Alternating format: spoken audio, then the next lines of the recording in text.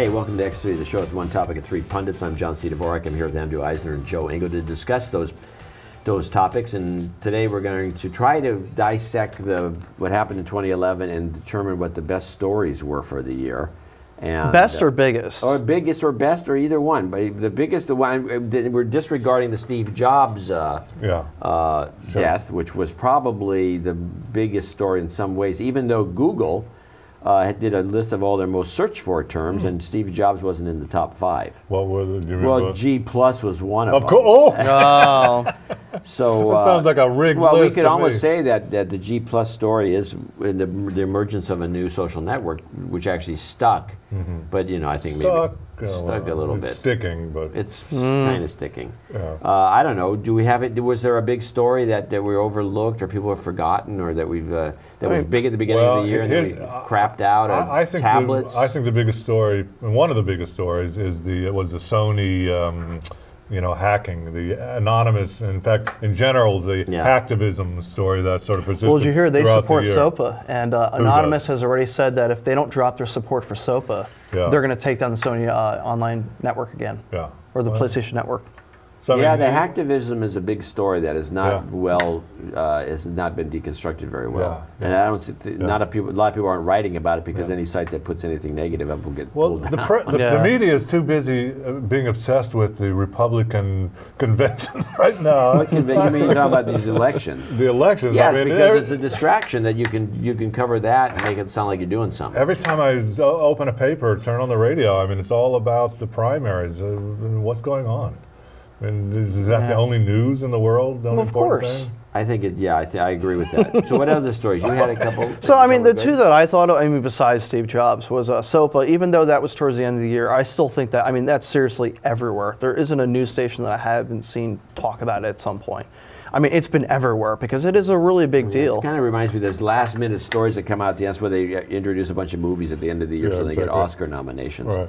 Because you always remember what happened last. Wasn't there anything early in the year that we thought was worthwhile that we discussed on Netflix the show? Was a pretty big blunder. There was a lot of press from that. Yeah, but that the big. So it wasn't a big story. It was just kind of wasn't like. There was privacy issues with Facebook. I thought was a bigger story that they had early on in the years, and Twitter changing its user interface. I thought was a bigger story. I thought the fact that Apple didn't bring out the iPad 3 was a bigger story. That's right. The fact that the iPhone 4S was delayed for so long was a pretty big story, Yeah. So, I wrote a couple of columns here and there. I think PC Magazine is one of the best. I thought that it was a lost year. I don't think that much interesting happened. I thought it was just a complete waste of time. And the stock market showed it, too, because it started here and went up and down and ended at the exact same spot. It's almost like Romney, for example, talking about politics. He ran in the Iowa caucuses. He has within 5 votes the exact same number of people voting for him that it did in 2008. Yeah, man. So nothing. Yes, as weird as it is. I'm telling you, check it out. Check out his numbers in 2008 and his numbers this year. He actually got, I think, 5 or 6 votes more in 2008. Yeah.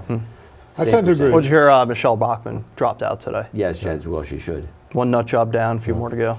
You're right. On the tech side, there was nothing revolutionary. There was no Facebook. There was no iPhone. There was no iPad. G plus. Yeah, and I don't see that happening for 2012 either. I don't see anything on the horizon, anything rumored that's going to totally change. It's dull. It's boring. Well, one of the things that definitely will help it is if they do actually come up with the public APIs. They have the read-only APIs, but if they come out with the right APIs, that will help bring some people in. Although I personally you're talking about on G plus? Yeah, I hope they don't do it because honestly, it's actually nice to be able on Google Plus and not have to deal with that crap.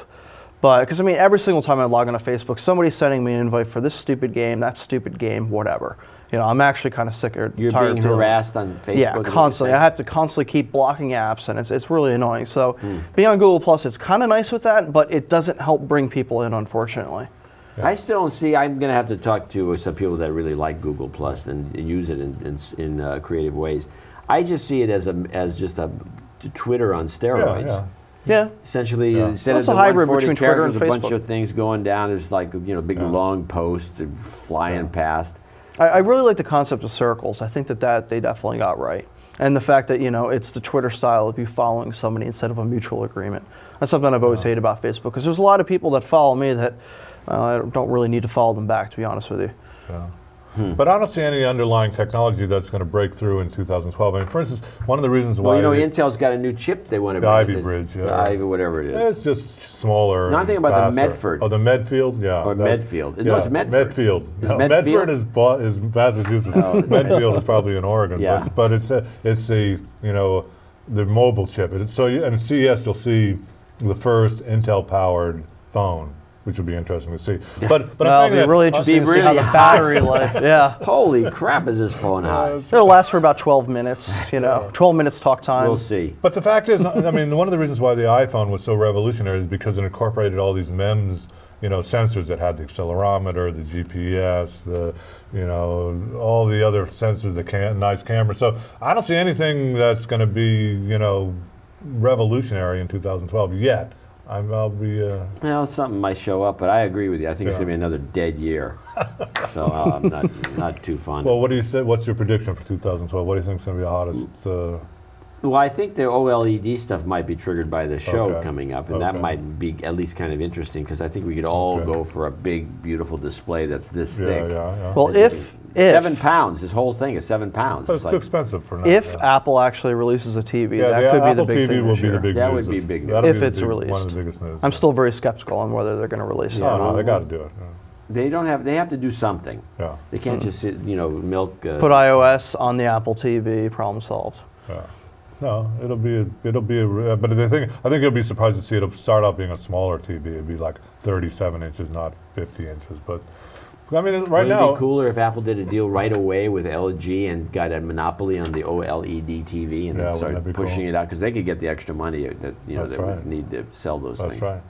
That's a good idea. Yeah, and it'll be $12,000. Yeah, and people would like you would Yeah, be probably, lined yeah. up. Yep, that's the way it works. It would be 12,000. It'd probably be higher. Exactly. Yeah, 12 grand for an Apple TV. Anyway, we'll see, won't we? You've been watching X3.